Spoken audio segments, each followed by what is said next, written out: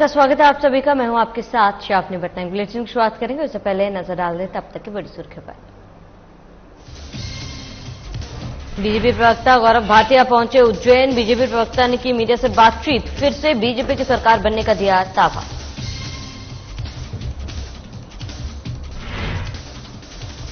उदयपुरा में चिंकी बराज परियोजना का भूमि पूजन। सीएम शिवराज सिंह चौहान ने किया भूमि पूजन। सीएम को करणी सेना ने दिखाया काला झंडा।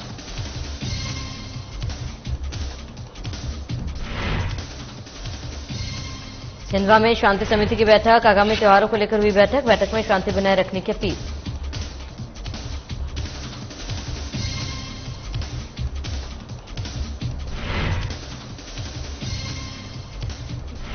सरायपाली करोड़ों की मूर्ति के साथ आरोपी गिरफ्तार। 2 करोड़ 50 लाख रुपए बताई जा रही कीमत। आरोपी से पूछताछ कर जांच में जुटी पुलिस।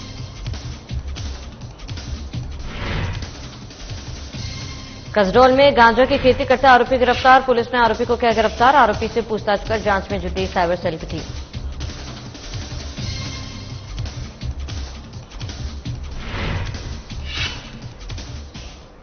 चलिए खबरों की शुरुआत करते हैं। उदयपुरा में आयोजित कार्यक्रम में मुख्यमंत्री शिवराज सिंह चौहान ने चिंकी बराज संयुक्त परियोजना का भूमि पूजन किया। इस दौरान स्वयं ने देवरी में कॉलेज खोलने की बात कही। वहीं कहा कि बरेली नगर पंचायत अब नगर पालिका बनाई जाएगी।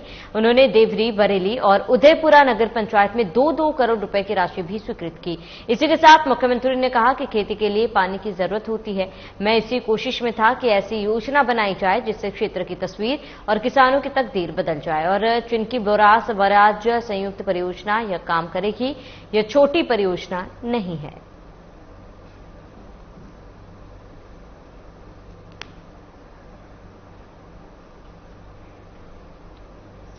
रायसेन जिले के उदयपुरा में शिवराज सिंह चौहान चिंकी बराज परियोजना का भूमि पूजन करने पहुंचे। तभी रास्ते में करनी सेवा के लोगों ने विरोध करते हुए काले झंडे दिखाए। वहीं पुलिस प्रशासन ने कुछ लोगों को गिरफ्तार कर उदयपुरा थाने लाया गया, जिन्हें छुड़ाने के लिए बड़ी संख्या में करनी सैनिकों ने थाने का घेराव किया। इस संबंध में जब करनी सेवा के लोगों से बात की गई तो उनके द्वारा बताया गया कि 8 जनवरी को जम्बूरी मैदान भोपाल में अपनी 22 सूत्रीय मांगों को लेकर प्रदर्शन किया गया था।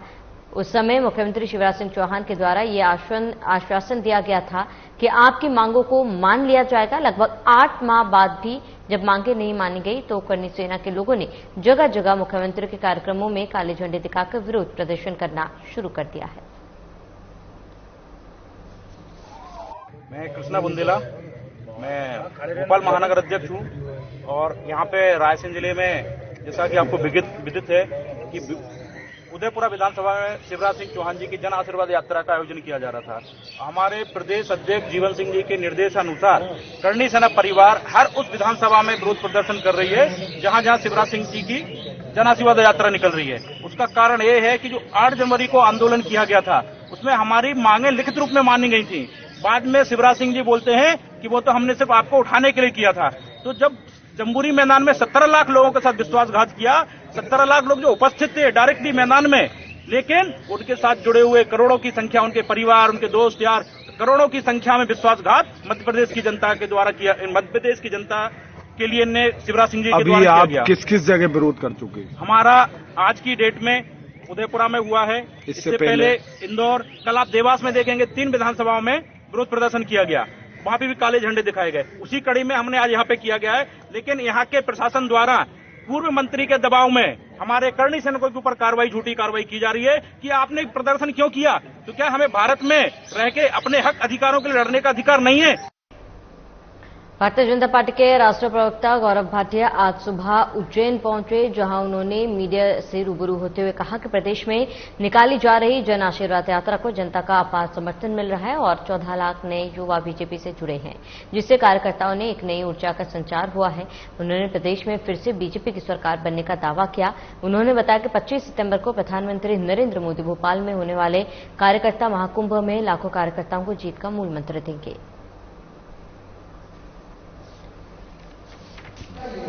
कि जिस तरह से मध्य प्रदेश की जनता भारतीय जनता पार्टी को आशीर्वाद दे रही है, ये जन आशीर्वाद यात्रा में सामने आया है और ये हमें प्रतिबद्ध करता है कि हम मध्य प्रदेश की जनता की सेवा करते रहें और ये हमारे लिए गर्व की बात है कि उज्जैन आकर महाकाल की धरती पर सबसे बातचीत हो पा रही है।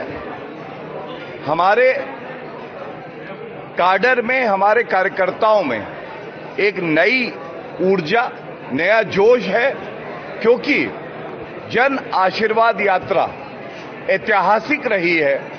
और कहा तो ये जा रहा है, कहां पड़े हो चक्कर में, कोई नहीं है टक्कर में, पुनः कमल खिलेगा और भारतीय जनता पार्टी की ऐतिहासिक जीत मध्य प्रदेश में होने जा रही है। सागर में केंद्रीय मंत्री प्रहलाद पटेल ने जन आशीर्वाद यात्रा के पूर्ण होने पर एक पत्रकार वार्ता आयोजित की, जिसके माध्यम से उन्होंने जन आशीर्वाद यात्रा की विस्तार से जानकारी दी। साथ ही इस यात्रा के उद्देश्य से भी अवगत कराया। उन्होंने कहा कि यह यात्रा केवल सरकार के द्वारा जन कल्याण कार्यों के बल पर जनता का आशीर्वाद प्राप्त करने नहीं, बल्कि कमलनाथ जैसे लोग सरकार से नहीं आए, इसके लिए भी जनता से उनके शासनकाल और बीजेपी के शासनकाल के अंतर से अवगत कराया। साथ ही सरकार द्वारा किए जा रहे प्रयासों की जानकारी साझा की और पीएम मोदी और स्वयं शिवराज सरकार में महिला सशक्तिकरण की दृष्टि से किए गए प्रयासों पर सरकार की प्रशंसा की। उन्होंने कहा कि मध्य प्रदेश में जनता के आशीर्वाद से सरकार पुनः सरकार बनाने जा रही है।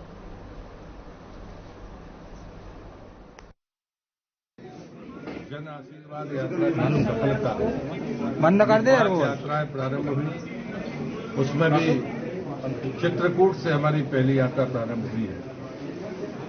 यही अपने आप में बड़ा संदेश था। जहां राम जी ने सर्वाधिक समय अपना गुजारा, वहां से हमने जन आशीर्वाद यात्रा प्रारंभ की थी। बाद में 4 अन्य यात्राएं और ऐसी 5 यात्राएं जो आज अपना पूर्णता करेंगी। और 25 तारीख को आदरणीय प्रधानमंत्री जी हमारे कार्यकर्ता महाकुंभ में भोपाल में शामिल होंगे।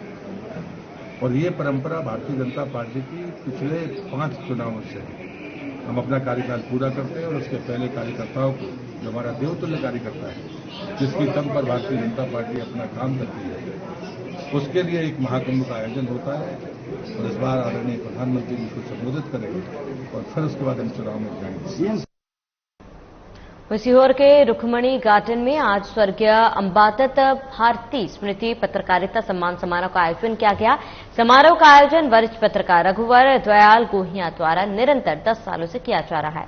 कार्यक्रम में वरिष्ठ और युवा पत्रकारों को सम्मानित किया गया। कार्यक्रम में मुख्य अतिथि के रूप में पंडित प्रदीप मिश्रा द्वारा स्मृति चिन्ह देकर पत्रकारों को सम्मानित किया गया। समारोह में उपस्थित अतिथियों द्वारा पत्रकारिता से जुड़े अनुभव पत्रकारों के सामने रखे गए। कार्यक्रम में मुख्य अतिथि के रूप में पंडित प्रदीप मिश्रा, सीहोर विधायक सुदेश राय, पूर्व विधायक रमेश सक्सेना, समाज सेवी अखिलेश राय सहित तमाम लोगों ने शिरकत की। एक बार सोनकच्छ के पास में नुक्कड़ नाटक चल रहा था। उस समय पर गाड़ियों से हम लोग भी कोई कार्य से जा रहे थे। रात्रि का समय था। किसी बेटी को भूख लगी, एक गाड़ी आगे निकल गई थी। श्री अंबादत जी भारती जी ने गाड़ी को पीछे से रोककर कहा, रुको, जब तक ये बेटी भोजन नहीं कर लेती तब तक एक भी गाड़ी आगे नहीं बढ़ेगी। ये एक समर्पण है बेटी के प्रति। तो आज जो दिया है वो आज हम लोग बटोर रहे हैं। और मेरे नगर का पत्रकार संघ, हम बहुत सारी जगह जाते हैं, बहुत सारी जगह होकर आते हैं, बहुत सारी पत्रकार वार्ताएं भी होती हैं। अभी रात्रि को भी 7:30 बजे भोपाल में है। पर जहां जहां गए पर देखा मेरे सीहोर की कलम के आगे सारी कलम फीकी है। खबर बेहद से है, जहां नक्सल प्रभावित क्षेत्र ग्राम पंचायत दड़ेकसा के ग्राम पितकोना में हाई स्कूल खुलवाने की मांग की जा रही है। बता दें कि ग्राम पंचायत दड़ेकसा में पड़ने वाले ग्राम छिलोरा, जैतपुरी, बिलाल कासा, चितल खूली और कुसुम्भरा, पितकोना, मुंडा, सौधन डोंगरी, जूही डोडा और इन गांव के लोगों को 20 से 25 किलोमीटर दूरी तय करके पढ़ाई करने के लिए हाई स्कूल जाना पड़ता है। अनेक सालों से ग्राम पंचायत दड़ेकसा के छात्र छात्राएं और ग्रामीण जनता ग्राम में हाई स्कूल खुलवाने के लिए प्रशासन से गुहार लगा रहे हैं।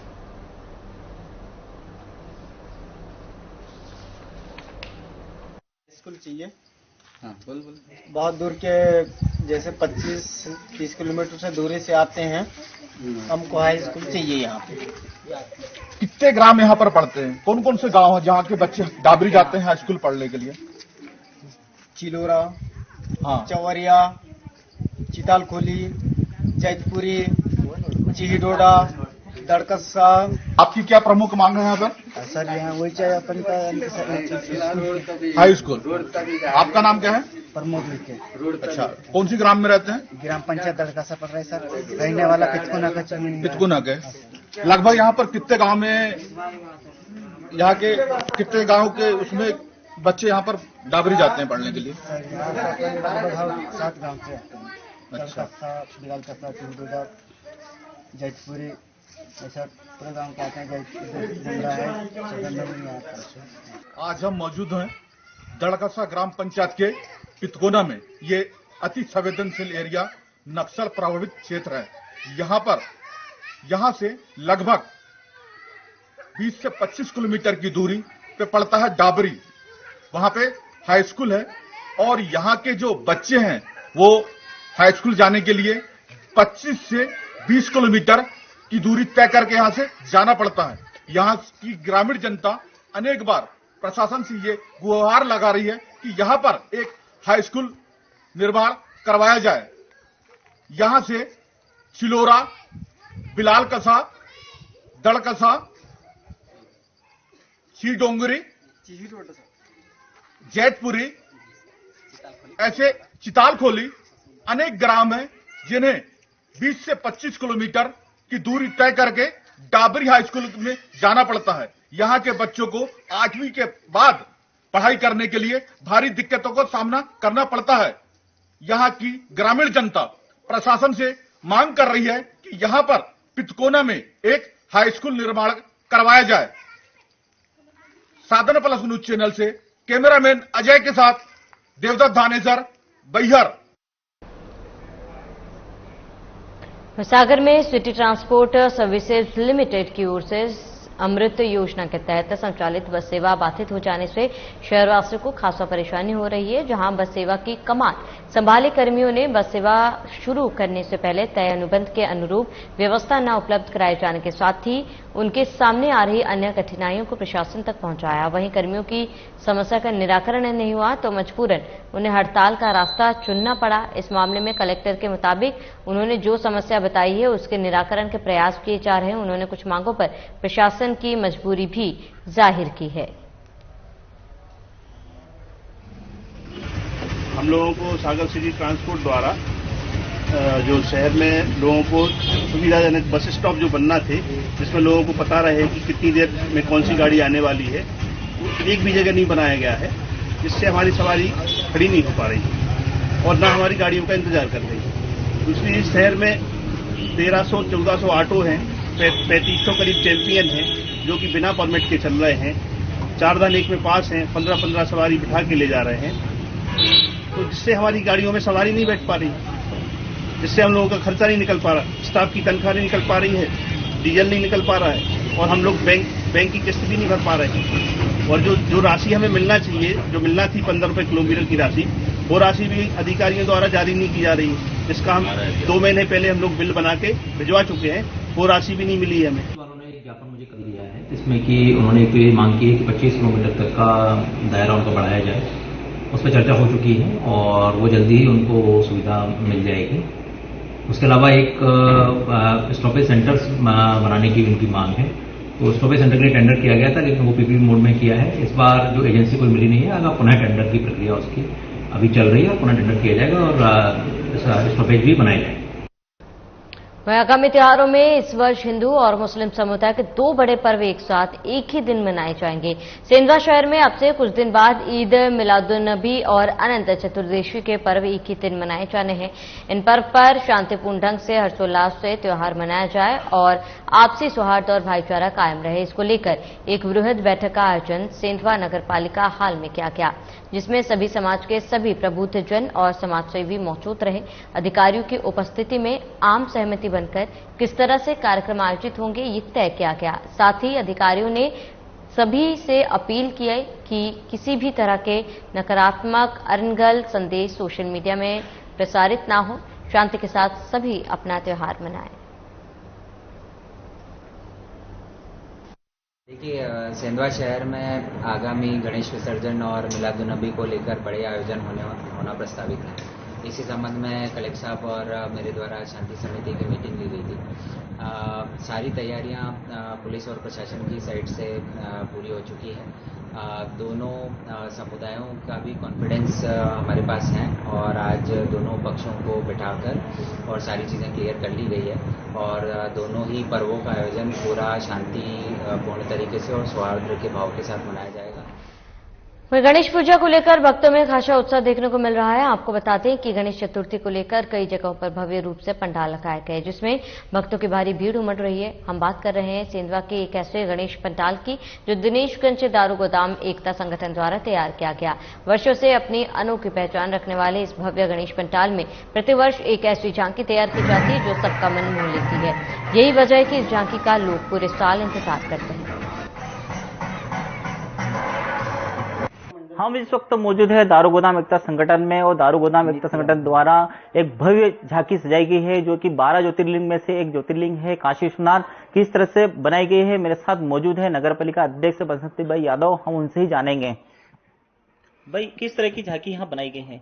दिनेशगंज में मित्र मंडल से झांकी सजाई गई है और काशी विश्वनाथ की भी मूर्ति है और गणपति बापा की भी है और बहुत ही भव्य झांकी बनी है। बहुत ही पंडाल भी भव्य बना है और बाहर भी गंगा जी की शंकर भगवान लाए हैं और उस पर गंगा जी बह रही है, वो भी आप दर्शन करे आइए। और आज नंदी बाबा को भी लाए हैं और अपने यहाँ रास लीला भी होती है। मथुरा वृंदावन से आए हैं, आप सभी आए और भव्य झांकी का दर्शन करें और सभी सेंधवा वासियों ने आए और सेंधवा के आसपास के सभी आए और आप सभी आए ना, आपका सबका हमारे तरफ से सबका ही स्वागतम है, स्वागतम है।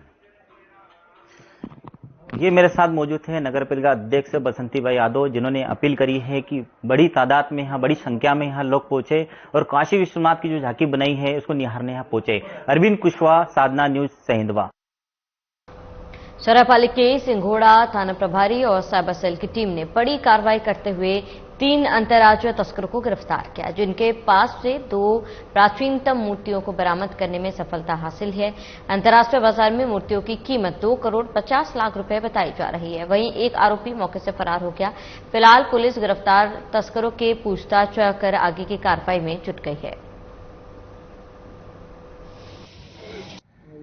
कल शाम चेकिंग कार्रवाई के दौरान उड़ीसा की ओर से आ रही एक स्विफ्ट कार को रोककर चेक किया गया, जिस पर कि चेकिंग के दौरान उसमें से व्यक्ति जो है गाड़ी रोक नहीं था, जिससे कि गाड़ी को आगे दौड़ाकर रोका गया।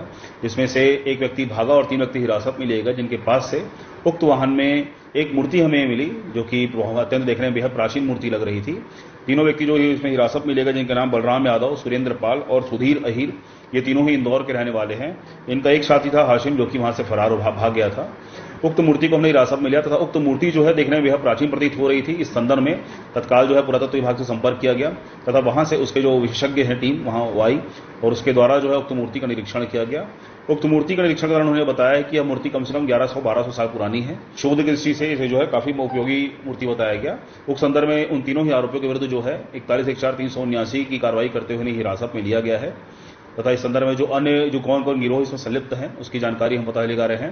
अंतर्राष्ट्रीय बाजारों में एक तो कीमत मूर्ति कीमत लगभग 2 करोड़ से भी अधिक आकी गई है।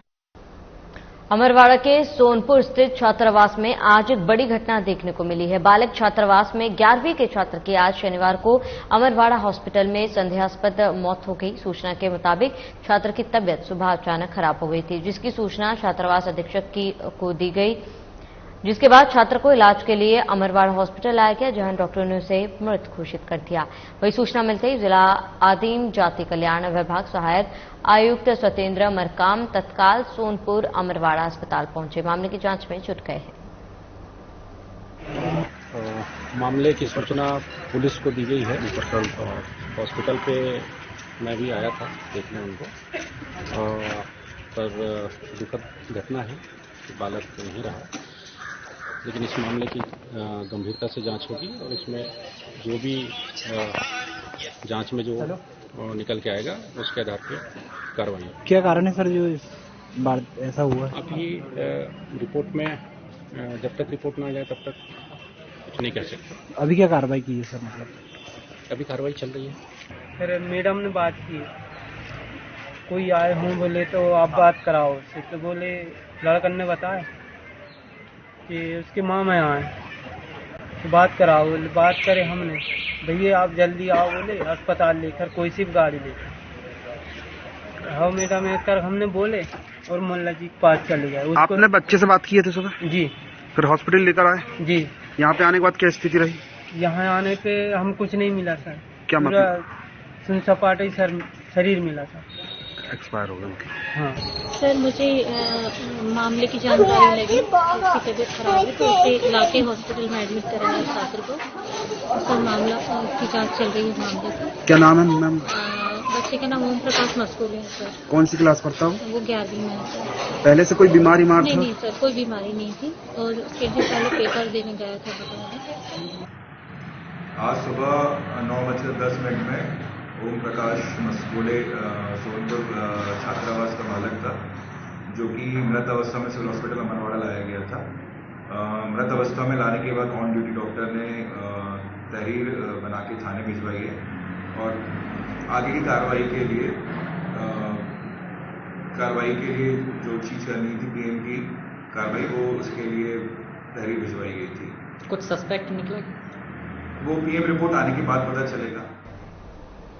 भालौदा बाजार भाटापारा पुलिस द्वारा अवैध रूप से शराब और अन्य मादक पदार्थों की तस्करी करने वाले आरोपियों के खिलाफ धरपकड़ कार्रवाई लगातार जारी है। गुप्त सूचना के आधार पर पुलिस ने कार्रवाई करते हुए एक व्यक्ति को अपने घर बाड़ी में अवैध मादक पदार्थ गांजों की खेती करने के आरोप में गिरफ्तार किया।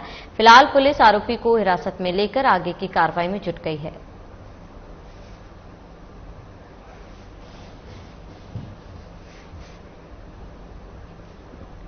वहीं झाबुआ जिले की थांदला पुलिस ने महिला के अंधे कत्ल का पर्दाफाश कर 4 आरोपियों को गिरफ्तार कर लिया। पुलिस गिरफ्त में आए आरोपियों से पूछताछ में खुलासा हुआ कि 12 सितंबर को शराब के नशे में विवाद होने पर चाकू से वार करके महिला की हत्या कर दी गई और अपना गुनाह छुपाने के लिए महिला को कुचल दिया गया ताकि हत्या को सड़क हादसे का रूप दिया जा सके।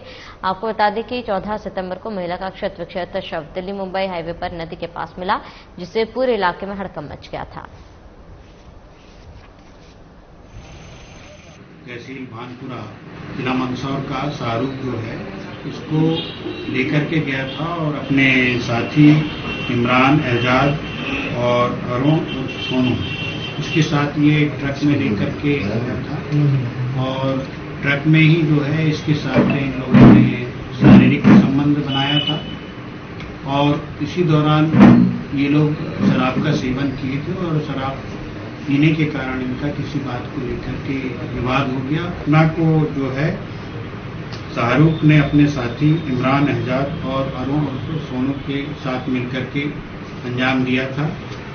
पुलिस द्वारा बहुत अच्छा सराहनीय कार्य करते हुए आरोपियों को जो है गिरफ्तार कर लिया है और आरोपियों से जो घटना में प्रयुक्त की गई जेक्टॉमी, चाकू और जो चांदी की पायल है, अंगूठी इसने पहने रखी थी, वो भी जब्त की है। धार में जिला कांग्रेस ने अपने ही कार्यालय में एक पत्रकार वार्ता का आयोजन किया था, जिससे जनाक्रोश यात्रा को लेकर लोगों को जानकारी दी गई। वहीं कांग्रेस जिला अध्यक्ष कमल किशोर पाटीदार ने पत्रकारों को बताया कि ये यात्रा धार जिले के समस्त विधानसभा के क्षेत्र से गुजरेगी। इस यात्रा में बीजेपी सरकार के घोटाले को कांग्रेस उजागर कर आम जनता के बीच बताएगी। इस यात्रा में पूर्व केंद्रीय मंत्री कांतिलाल भूरिया, कांग्रेस की महिला नेत्री विभा पटेल समेत कांग्रेस के बड़े नेताओं के शामिल होने की भी संभावना है।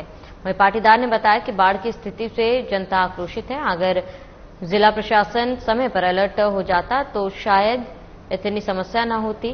साथ ही उन्होंने बताया कि पिछले साल ग्राम पंचायत के माध्यम से मुनादी करवाकर क्षेत्र की जनता को अलर्ट किया जाता है ताकि वो सुरक्षित स्थान पर पहुंच सके, मगर इस बार ऐसा कुछ नहीं हुआ।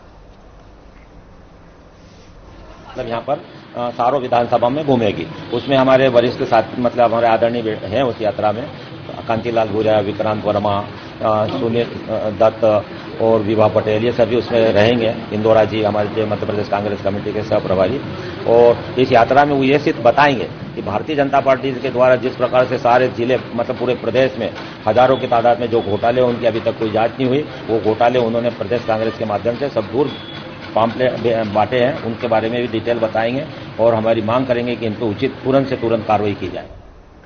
राजीव भवन में कांग्रेस की अलग अलग 6 कमेटियों की बैठक हुई, जिसमें आगामी विधानसभा चुनाव को लेकर चर्चा की गई। बैठक के बाद मुख्यमंत्री भूपेश बघेल ने कहा है कि 25 सितंबर को बिलासपुर में राहुल गांधी आ रहे हैं, जिसमें आवास योजना के तहत राशि का वितरण होगा। वहीं बालोद में राष्ट्रीय अध्यक्ष खड़गे आएंगे, जिसमें अलग अलग न्याय योजना, बेरोजगारी भत्ता की राशि दी जाएगी। साथ ही उन्होंने कहा है कि अभी प्रियंका गांधी का दौरा फाइनल होना बाकी है। वहीं बीजेपी के बयान पर सीएम ने पलटवार करते हुए कहा है कि बीजेपी में मेंबरशिप कब होता है पता ही नहीं चलता। वहीं महिला आरक्षण बिल को लेकर सीएम बघेल ने केंद्र की मोदी सरकार पर जमकर निशाना साधा। मुख्यमंत्री भूपेश बघेल ने कहा कि महंगाई से ध्यान बांटने के लिए ये बिल लागू किया गया। इसे 2024 में लागू किया जा सकता था, पर सिर्फ बिल लाया गया। चलिए इसी के साथ इस बुलेटिन में फिलहाल में देते हैं। देश प्रदेश की तमाम बड़ी खबरों के लिए बने रहे हमारे साथ।